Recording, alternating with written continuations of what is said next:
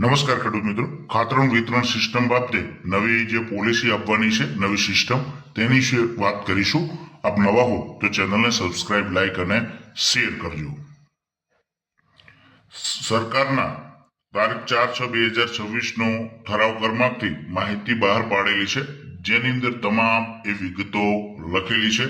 કેવી રીતે નોંધણી થશે, કેવી રીતે એ ખાતરોની વિતરણી થશે, તમામ માહિતી.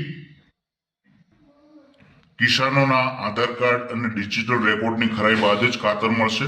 સબસિડીઝ ખાતરના વિતરણમાં નવી તકનીકનો ઉપયોગ થશે. પ્રતિ ખેડૂત દર મહિને 50 થેલી ખાતર આપવાની મર્યાદા નક્કી થઈ.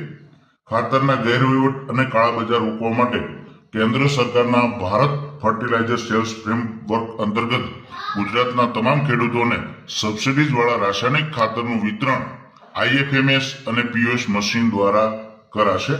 આ માટે ખેડૂતો ખરીદતી વખતે આધાર બાયોમેટ્રિક અથવા OTP આધારિત ઓથેન્ટિકેશન આપવું ફરજિયાત રહેશે. નવી જોગવાઈ મુજબ કોઈ પણ ખેડૂત એક મહિનામાં મહત્તમ 50 બેગ જ ખાતર ખરીદી શકશે. આ સિસ્ટમને એગ્રીસ્ટેક ફાર્મર રજિસ્ટ્રી અને ડિજિટલ લેન્ડ રેકોર્ડ 7/12ના ઉતારા સાથે સીધી લિંક કરાશે. જોકે આ પદ્ધતિનો હજુ અમલ થયો નથી, પરંતુ નજીકના ભવિષ્યમાં અમલ કરવા માટે કૃષિ વિભાગે એ ગતિવિધિ હાથ ધરી છે. ખાસ કિસ્સાઓમાં પણ તેની અંદર વિશેષ વ્યવસ્થાઓ રહેશે.